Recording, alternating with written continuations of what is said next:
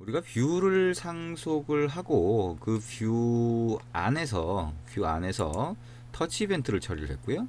이 터치 이벤트 처리를 하는 거 외에 우리가 기본적으로 이미지 beach.png라고 하는 이미지를 로딩을 했죠. 이 뷰가 만들어질 때 이닛이라고 해서 자, 비트맵이라고 하는 객체로 만들었고요. 그 다음에 이 화면이 보여지는 시점에 온사이즈 체인지가 호출되니까 그때 자, 메모리에 화면 크기가 똑같은 자, 비트맵이라고 하는 이미지. 자, 이거는 사진 이미지가 아니죠. 아니라고 계속 그랬죠. 자, 이걸 만들고 여기에다가 자, 우리가 사진 이미지를 그렸어요. 그죠? 위드러라고 하는 게 호출이 될 때 사진 이미지를 그렸고요. 그죠? 그 다음에 사진 이미지가 그려진 메모리상의 그 비트맵 이미지를 온드러라고 해서 이 화면이 우리 눈에 보이기 위해서 그려질 때 거기 화면에다가 뿌려준 거죠. 그게 canvas.draw 비트맵이라고 하면 그걸 뿌릴 수가 있게 됩니다. 자, 그래서 이런 형태로 우리가 구성을 했고요. 자, 리드러라고 하는 게 온사이드 체인지도 이렇게 호출이 된 거죠. 그래서 이런 형태로 구성이 됐는데 우리가 터치 이벤트하고 지금 이미지가 그려지는 거하고 분리돼 있죠. 그래서 터치 이벤트는 그냥 로그만 찍을 뿐이지 별다른 작업을 하고 있지 않습니다. 그렇죠? 별다른 작업을 하고 있지 않아요. 그래서 자, 이거를 우리가 실제로 자, 터치를 했을 때 그리고 손가락이 움직일 때 이미지도 따라서 움직이게 하고 싶다 라고 하는 경우를 일단 생각해 볼 수가 있겠죠. 그래서 자, 그런 경우에 자, 이미지가 어느 쪽으로 움직여야 되냐라고 하는 그거를 한번 생각해 볼 수가 있을 것 같아요. 자, 이거를 그러면 이렇게 한번 생각해 볼 수 있겠네요. 자, 여기 current x라고 하는 좌표가 현재 좌표라고 본다면 일단은 두 손가락 이용하는 거는 나중에 생각을 하고 한 손가락만 생각을 해 볼게요. 그러면 current x가 있고 그 다음에 이전 좌표인 자, old x1 그 다음에 float old y1 그 다음에 float old x2 float old y2 두 손가락은 나중에 생각해 보더라도 변수만 일단 만들어 보겠습니다. 그래서 old x1 이거는 이전 좌표가 되는 거죠. 그래서 자, 마우스가 아니라 손가락이죠. 자, 액션 다운이라고 해서 손가락이 눌렸다라고 하는 상황이 될 때 우리가 여기 current x라고 하는 걸 어떻게 old 자, 이 old x, old y는 맨 끝으로 가도 되겠네요. 어쨌든 모든 경우가 old x, old y라고 하는 거를 가지고 처리할 수 있도록 이 밑에서 넣어도 되겠네요. 자, 그래서 old x1이라고 하는 거는 current x1의 값을 보관해서 그 다음번에 온터치 이벤트가 호출될 때 처리할 수 있도록 사용할 수 있도록 넣는 거죠. 그래서 old y1이라고 하는 건 current y1, 그죠? old x2라고 하는 건 current x2, 그 다음에 old y2라고 하는 거는 current y2라고 하는 걸로 넣어서 일단 요 이벤트 처리가 끝나는 시점에 보관을 해뒀다가 그 다음 이 이벤트가 호출될 때 온터치 이벤트가 호출될 때 사용되도록 그렇게 만들어 봅니다. 손가락 눌렸을 때는 일단 아무것도 안 한다고 치고 손가락이 움직였을 때 자, 그때 이렇게 한번 해볼 수 있을 것 같아요. 자, 손가락이 움직였다라고 하는 건 어쨌든 자, 여기에 한번 액션 다운이라고 하는 게 호출이 됐을 테니까 old x1, old y1이 있을 거예요. 그러면 이게 float라고 해서 자, diff 차이를 얘기하는 겁니다. 자, 그래서 x1의 차이 값이라고 하는 거는 자, current x1 빼기 old x1 이렇게 아마 해볼 수가 있겠죠. 그 다음에 float 자, diff 차이값 y1이라고 하는 거는 current y1 빼기 자, old y1이 될 겁니다. 그래서 이거를 이렇게 계산한 이유는 뭐냐면 우리가 이 diff라고 하는 값을 이용을 해서 이미지를 그리도록 하는 그런 용도인 거예요. 그래서 이 diff라고 하는 것도 diff x1, diff y1도 여기에 변수로 하나 정의를 해볼게요.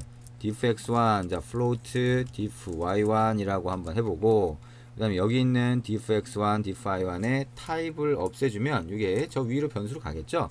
그 다음에 이 상태에서 어떻게 줄 거냐면 자, 이 상태에서 마지막에 그냥 invalidate 한번 해볼게요. invalidate라고 하는 거는 화면을 다시 그려달라고 하는 겁니다. 그래서 invalidate라고 하는 게 호출이 되면 그때 onDraw가 호출이 돼요. invalidate 호출되면 onDraw가 자동으로 호출이 되고요. 그러면 그때 메모리에 있는 이미지를 다시 화면에 뿌려주게 되죠. 그러면 메모리에 있는 이미지를 다시 그릴 수 있는 게 뭐예요? redraw가 되는데, 이 redraw라고 하는 걸 한번 하고 어떻게 할 수 있어요? invalidate를 해버리면 되겠죠. 그래서 이거를 invalidate가 아니라 이거를 redraw라고 하는 걸로 바꾸고요. redraw 안에서 여기서 invalidate를 하는 방법도 있어요. 그래서 이렇게 한 다음에 자, 처음에 0,0이 자, diff x1이 0값이겠죠. 그 다음에 diff y1이 0값일 거예요. 근데 그게 아까 밑에서 본 것처럼 차이값이 증가를 하면 그 차이값이 있는 곳으로 얘가 움직이도록 이렇게 했었죠. 그래서 이 diff라고 하는 값이 얼마나 떨어져 있는지를 알 수 있도록 자, 그렇게 만들 수가 있습니다. 그래서 자, 이거는 우리가 이렇게 하면 이미지가 좀 이상하게 보이긴 할 거예요. 왜냐면 이 차이 값이 계속 바뀔 테니까. 그래서 사실 이 diff라고 하는 게 current x1에서 자, 0을 뺀 값이니까 지금은 일단 이렇게 만들어 볼게요. 자, current x1과 current y 값을 해서 y1 값을 해서 그냥 손가락이 있는 위치에 이미지가 계속 따라다니도록 한번 해볼게요. 그냥 제일 단순한 형태의 테스트라고 볼 수가 있겠습니다. 그럼 실행을 해볼게요. 자, 실행을 해서 동작하는 걸 먼저 보도록 하겠습니다. 자, 마찬가지로 실제 단말로 실행을 해보고요. 자, 실제 단말에서 실행되는 내용을 한번 봐야 되겠죠. 제가 두 손가락은 지금 하는 게 아니죠. 한 손가락으로 움직여보면 자, 이렇게 움직이게 됩니다. 제가 화면에 손가락으로 이렇게 움직이는 거고요. 자, 손가락이 있는 위치가 이 이미지의 왼쪽 상단 끝이 됩니다. 그래서 이미지가 같이 이렇게 움직이는 걸 볼 수가 있죠. 자, 손가락이 있는 위치를 따라서 이렇게 움직이게 되고요. 자, 다시 이렇게 하면 자, 손가락이 있는 위치에 따라서 움직이는 걸 볼 수가 있습니다. 자, 터치 이벤트를 가지고 한 손가락으로 움직이는 만큼 얘가 다시 그리도록 우리가 한번 해본 겁니다. 그래서 이런 방식으로 이제 이벤트 처리하는 거, 터치 이벤트 처리하는 거하고 어떻게 했어요? 여기 redraw라고 하는 걸 붙여서 redraw 안에서 우리가 메모리에 다시 그려준 다음에 invalidate를 하면 어떻게 돼요? 그게 onDraw를 호출해 주니까 메모리에 있는 이미지를 자, 여기에 화면에다가 그 이미지, 비트맵 이미지를 갖다 그려주게 되죠. 자, 이게 더블 버퍼링이라고 하는 기법을 쓰는 거고요. 더블 버퍼링 기법을 써서 우리가 화면에다가 이미지를 계속 바꿔가면서 그려주니까 이미지가 터치한 위치에 따라서 같이 움직여주는 거죠.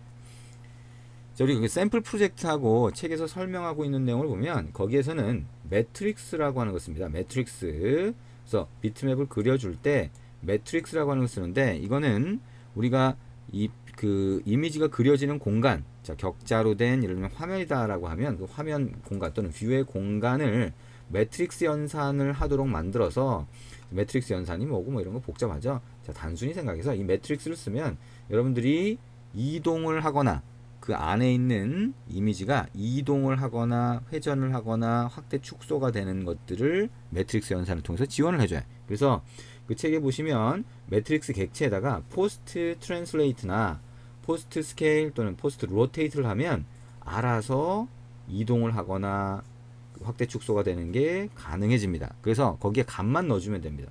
그리고 이 매트릭스 객체가 포함된 매트릭스 객체를 가지고 드러 비트맵을 해주면 그대로 이동이나 확대 축소가 됩니다. 그래서 책에 있는 방식대로 하면 여러분이 지금처럼 우리가 얼마나 이동을 했는지를 계산해 줄 필요도 없어요. 매트릭스가 전부 다 그걸 계산을 해주기 때문에 확대 축소도 마찬가지고요. 그래서 그 방법으로 해서 멀티터치를 구현을 하시면 됩니다. 결국에는 터치 이벤트라고 하는 게 이게 발생을 했을 때 자, 첫 번째 손가락, 두 번째 손가락의 위치 값을 확인을 한 다음에 그 값에 두 손가락의 경우에는 그 두 손가락 간의 거리를 가지고 우리가 비율을 계산을 해서 그 비율을 매트릭스라는 객체 포스트 스케일 메소드를 이용해서 확대 축소하는데 사용을 하면 됩니다. 그래서 그렇게 한 다음에 비트맵 이미지를 그려주면 그게 우리가 넣어준 값에 따라서 확대 축소가 돼서 그려진다라고 생각을 하시면 됩니다.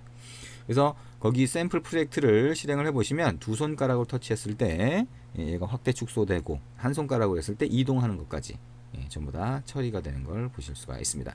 멀티 터치라고 하는 게 처리되는 가장 기본적인 메커니즘을 같이 한번 코드로 봤고요.